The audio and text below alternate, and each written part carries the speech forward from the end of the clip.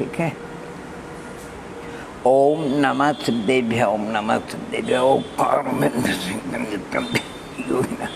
कामदम औषधम चैव ओंकाराय नमो नमः। मंगलम भगवान वीरो मंगलम गौतम गणे मंगलम कुंद कुंदानेन्द्र सर्वमंगल मांगल्यम सर्वकल्याणकारकम प्रधानम सर्वधर्माणां जयनम जयतु शासनम। नमो अरिहंताणम, नमो सिद्धाणम, नमो आर्याणम, नमो वज्रायाणम, नमो लोय सब साहूनम। मोक्ष मार्गस्य नेतानं भेदानं कर्मभूतानां ज्ञातानं विश्वतत्त्वानां वन्दे तद्गुणलब्धे वन्दे तद्गुण। नमः श्री वर्धमानाय निर्धूत कलिलात्मने सालोकानां त्रिलोकानां यद्विद्या दर्पणायते। बोलिए पंच परमेश्वरी भगवंतों की जय, त्रिकालवर्ती नव देवताओं की जय, श्री विश्वाद ब्रह्म चतुर्विंशति जिनेन्द्र भगवंतों की जय, 3 करोड़ 9 करोड़ महामुनि राजन की जय, परम पूज्य 108 आचार्य कुंद कुंद परम पूज्य 108 आचार्य विद्यासागर जी महाराज की जय, बादशाह जन्मानी माता की जय, अहिंसा परमो धर्म की जय।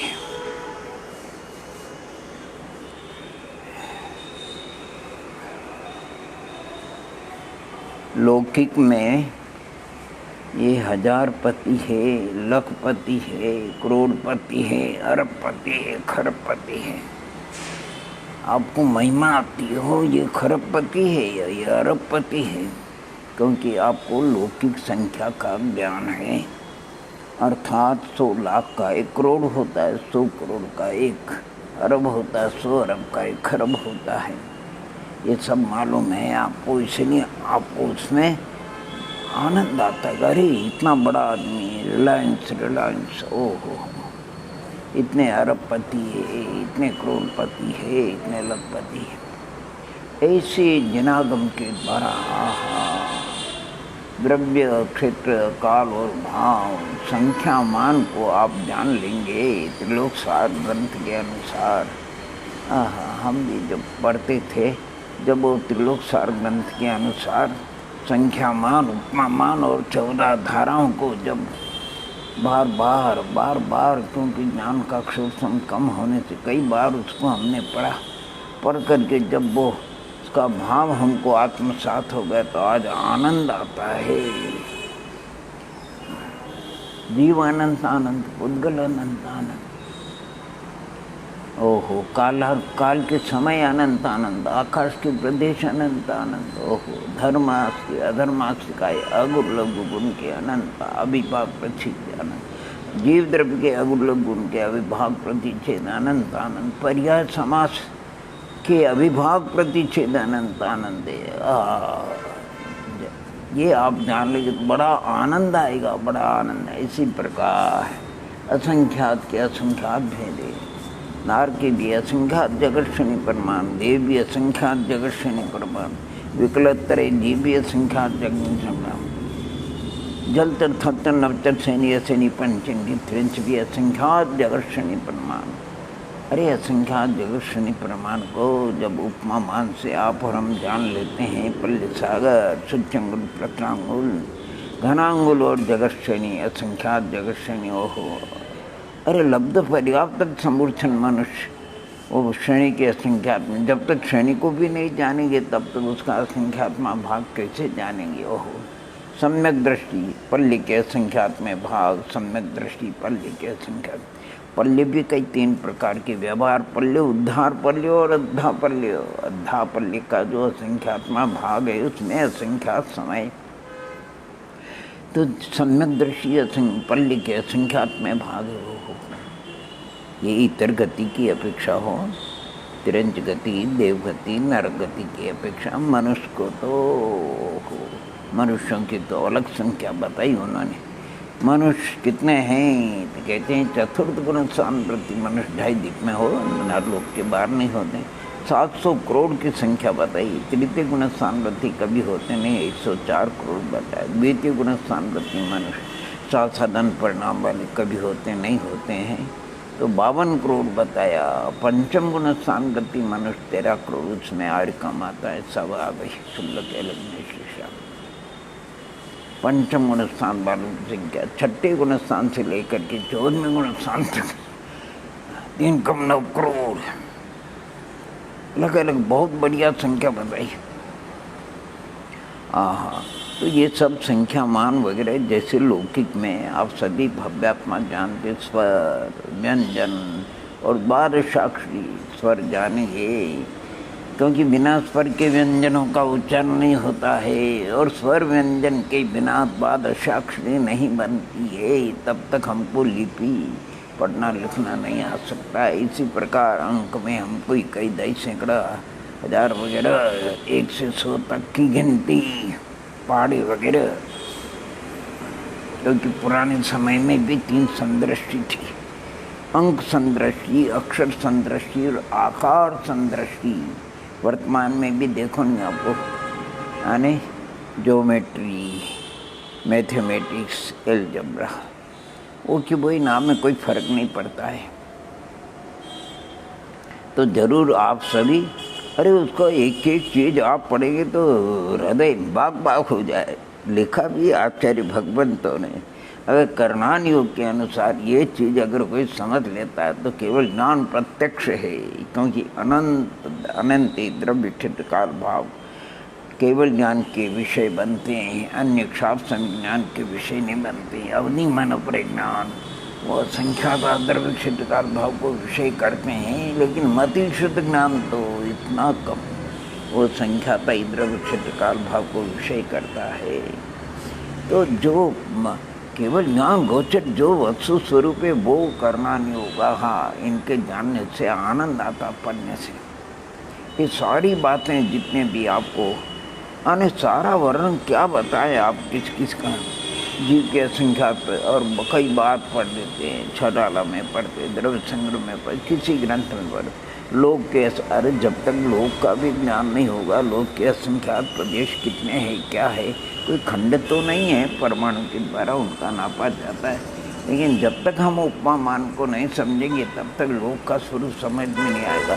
अब असंख्यात लोक प्रमाण स्थिति बंधाद्य विषय स्थान, ओ असंख्यात लोग अपना अनुभाग बंधाद्य विषय स्थान, ओ असंख्यात लोग योगों के अविभाग प्रतिच्छेद, ये सब बातें कब समय, अरे अग्नि का एक जीव कितने हैं, तो असंख्यात लोक परमाणु से कुछ अधिक, पृथ्वी का एक जीव असंख्यात लोक परमाणु, जल का एक जीव असंख्यात लोक परमाणु, वायु का एक जीव भी असंख्यात लोक परमाणु, सब प्रतिष्ठित अप्रतिष्ठित प्रत्येक मनुष्य वो भी असंख्यात लोक परमाणु।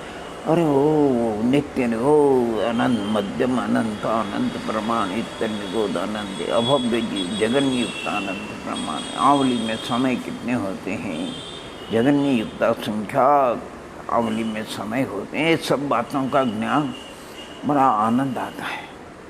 अब कहने में तो सभी भव्य प्रत्येक द्रव्य में अनंत गुण, अब अनंत गुण का तो आपको हमको पता नहीं, लेकिन अनंत का ज्ञान तो होना जरूरी है। अनंत भी 2 प्रकार के भव्यात्मा, एक सक्षय अनंत और एक अक्षय अनंत होता है।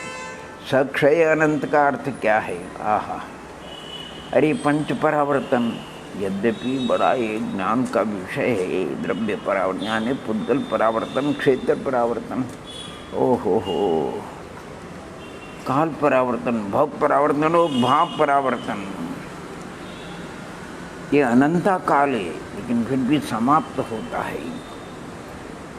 अक्षय अनंत होता है, वो कभी समाप्त नहीं होता है। अरे आप हम संख्यामान जब पढ़ते हैं तो जब जगन्य अनंतानंत से ऊपर चलते हैं तो वहाँ शलाका तरह निष्ठापन की एक विधि है, ओहो हो, उसको करना, उस शलाका त्रय निष्ठापन की विधि से हम एक बार जब कर लेते तो वो मध्यम अनंत आनंद आता है, फिर उसमें अक्षय अनंत राशि मिलाई जाती है और फिर उसका शलाका त्रय निष्ठापन किया जाता है, पुनः उसमें 2 राशि मिला करके शलाका त्रय निष्ठापन किया। तथापि केवल ज्ञान के अविभाग प्रतिच्छेद तो उससे कई गुण है, तो हम यानी वो राशि भी केवल ज्ञान के सामने कुछ भी नहीं, सिंधु में बिंदु के समान है। ये शलाका त्रय निष्ठापन की विधि है भव्यात्माओं, किसी भी भव्यात्मा से कहना दो का शलाकत्रय निष्ठापन, ओ हो, उसमें भी दो का अनंत का अक्षय अनंत का शलाकत्र निष्ठापन कभी हो सकता है? भगवान से पूछो, जो अक्षय राशि है आने वो कभी उसका विरलन नहीं हो सकता, उसका देह नहीं हो सकता, उसका गुणाकार नहीं होता है, उसकी शलाका का निष्ठापन नहीं हो सकता, वो तो क्योंकि अक्षय अनंत राशि है। लेकिन आचार्य भगवंत और सर्वज्ञ परमात्मा कुछ नहीं, अपने ज्ञान में चिंतन मनन कर लो, करना कुछ नहीं है, ज्ञान में आ जाए। अरे दो का शलाकत्र निष्ठापन, ओ हो, यानी छोटी सी गणित है, दो दो दो, एक का नाम विरलन, एक का नाम दे, एक का नाम शलाका। अब दो को हमने विरलन किया, एक एक दो जगह लिखा, प्रत्येक पर दो गुणित दो, गुणाकार किया, चार हो गए। और शलाका दो थी, उसमें -1 कर लिया तो एक बचा, अभी वो निष्ठापन नहीं हुई, अभी एक बचा है।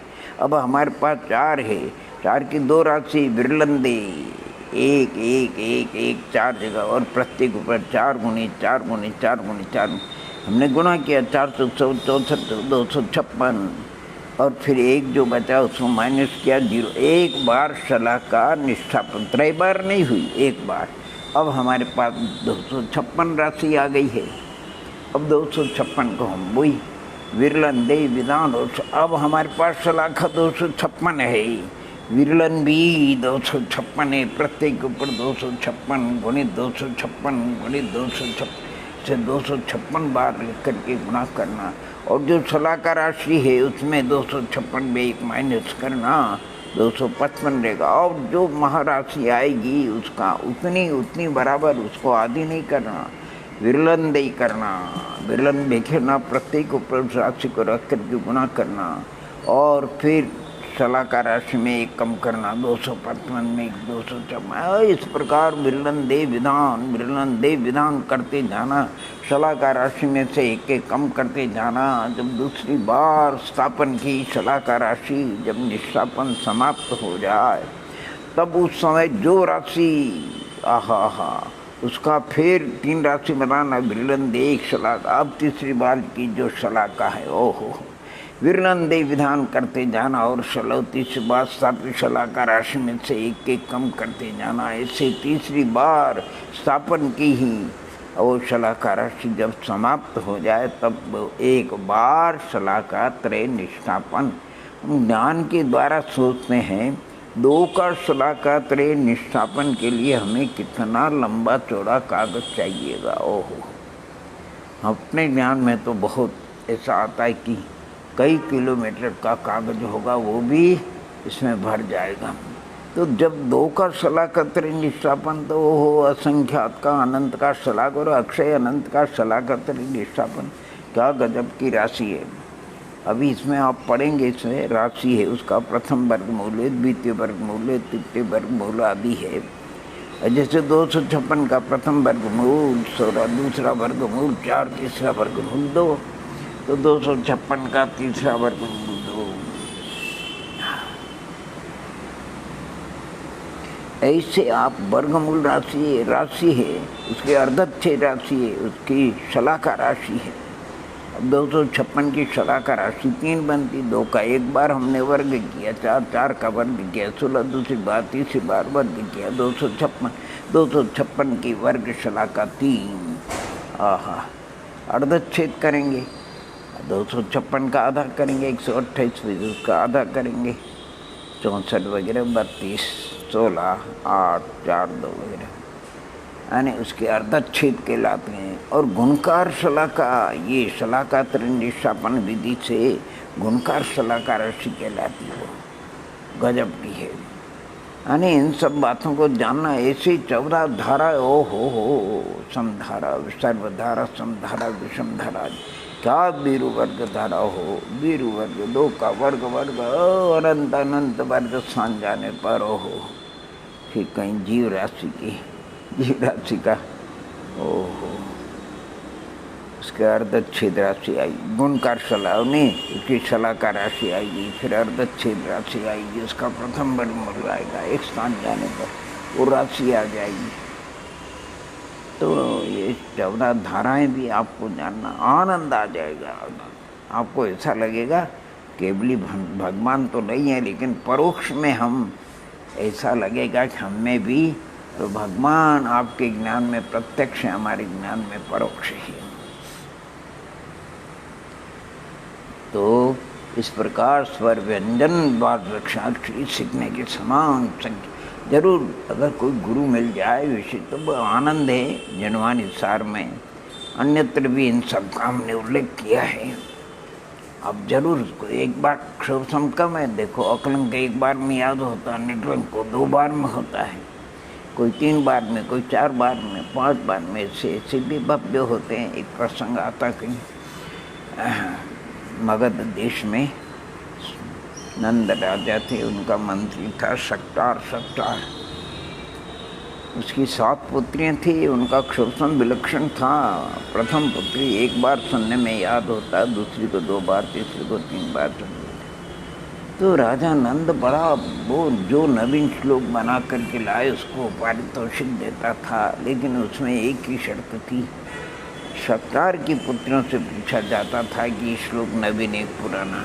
एक बार कोई विद्वान उसका उच्चारण और तत्क्षण बना करके भी उच्चारण करता था, तो एक बार उच्चारण में उसको पहली को याद हो जाता था, वो बोल देती थी। 2 बार होने से दूसरी को, 3 बार होने से तीसरी को, सभी सुना देती थी। कोई विद्वान ऐसा नहीं जो पारितोषिक पा करके जाता था।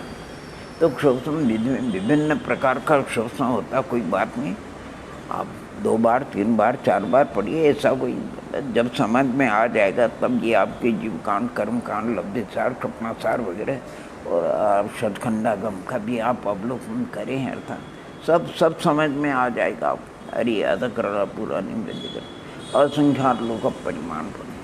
अब लोग कोई नहीं जाने तो असंख्यात लोग, इतने नाना जीवों की अपेक्षा परिणाम है। एक जीव को तो सिर्फ जितना अंतर्मुक्त के समय उतने होंगे।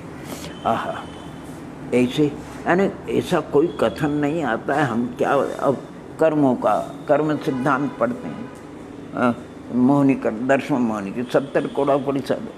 अरे भैया 70 कोड़ा कोड़ी को कोई समझाओगे, 70 करोड़ को 1 करोड़ से गुणा करो, उसका नाम 70 कोड़ा कोड़ी सब। अब 70 करोड़ को आप सोचिए, 70 करोड़ किसको कहते हैं? इकाई, दई, सैकड़ा, हजार, 10,000, लाख, 10 लाख, करोड़, 10 करोड़। 9 आता है, अर्थात 7 के ऊपर 8 बिंदु आती है, उसको कहते हैं 70 करोड़। और उसको 1 करोड़ से और गुणा करना और 7 बिंदु धर दो, ओहो कितने 14 बिंदु या 15 अंक हो जाएगा। तो नील 10 नील तक। ओहो, अब सागर किसको कहते हैं? तो आपको सागर को समझने के लिए अद्धा पल्ले को समझने के लिए उद्धार पल्ले, उसको समझने के लिए व्यवहार पल्ले के लिए फिर जो प्रक्रिया गड्ढा लंबा ऐसा बनाना, उसमें से बालों से भरना, 100 वर्ष निकालना।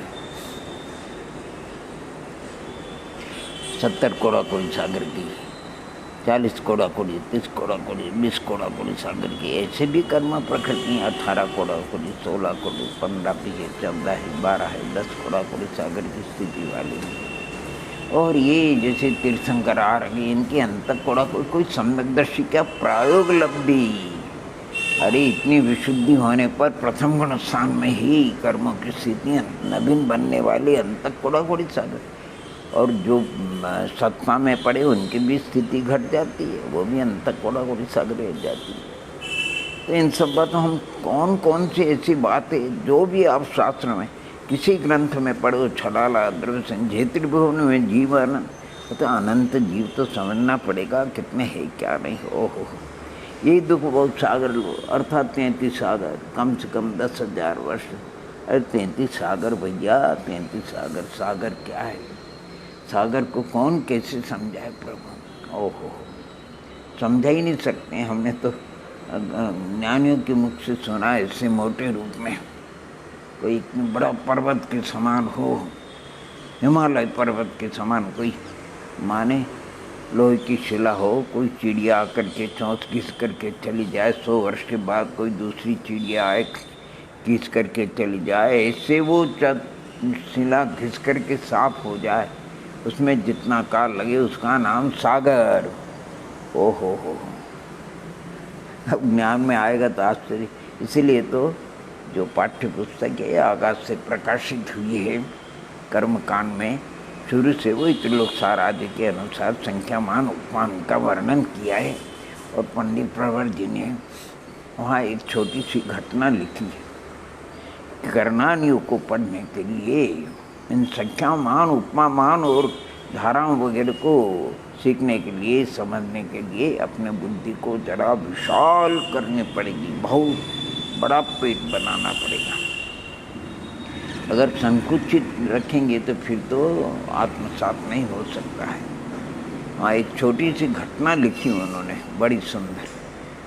एक हंस कहीं से उड़ करके कूप पर आ करके बैठा, और कूप में मेंढक महाराज थे मंडूक, वो निकल करके स्वागत, आइए आइए, आपका कहाँ से मंगल आगमन हुआ। ये तो समझाने की चीज़ है। हंस कहते हैं भाई साहब हम और आप मानसरोवर से आ रहे। अच्छा, आपका मानसरोवर कितना बड़ा है? मानसरोवर बड़ा है, बड़ा।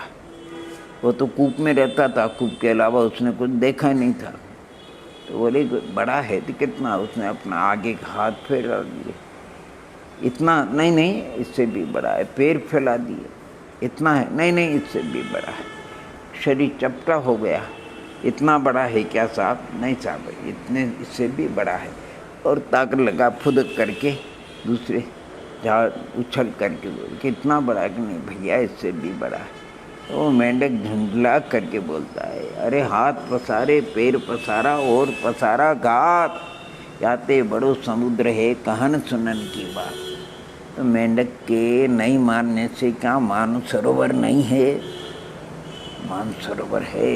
ऐसे जिनका शोषण, वो अगर इसको स्वीकार न करे मत करो, लेकिन वस्तु स्थिति तो बराबर टंकोत्कीर्ण है।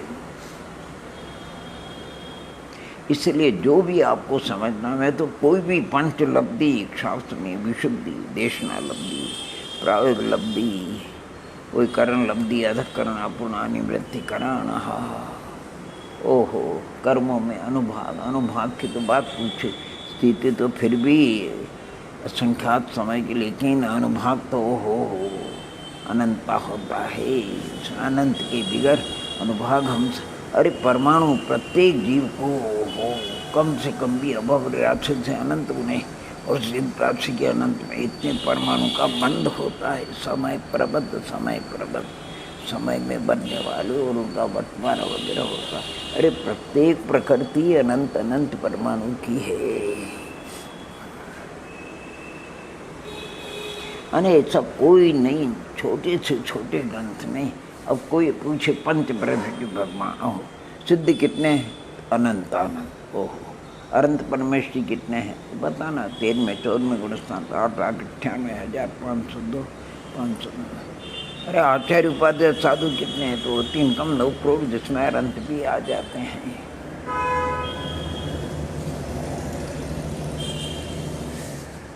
इन सब बातों को समझते सब चीज़ों तो आप सभी भव्यात्मा, संख्यामान, उपमामान और शब्दाधाराओं को अच्छे बार बार पढ़ करके अपने आत्मसात करें, बहुत बड़ा आनंद आएगा। और जो भी आपके करनाने के विषय वो सब आत्मसात हो जाएगा। फिर आपको किसी विषय में कोई, आप योग स्नान को भी समझेंगे, सब जो भी हो, अरे अवधि ज्ञान के द्रव्य क्षेत्र काल भाव, वो भी अब सब समझ में आ जाएगा, बिल्कुल स्पष्ट। यानी दर्पण बत जितना भी पंच परावर्तन भी आपको समझ में आ जाएगा। ये सब कोई विषय नहीं है। हाँ, जरूर इनको पढ़ना जरूरी है। जैसे लौकिक में स्वर व्यंजन 12 साक्षी को सीखना और 100 तक संख्या को सीखना जरूरी है। और भगवान ऋषभदेव ने भी, क्योंकि भोग भूमि में तो इसकी कोई आवश्यकता नहीं, कर्म भूमि में तो होती, उन्होंने दोनों अपने पुत्रियों को, एक को अक्षर लिपि, एक को अंक लिपि सिखाई। जरूरी है, भगवान ने भी अपनी पुत्रियों को दिया। इन्हीं मंगल भावना के साथ में ओम नमः, ओम नमः।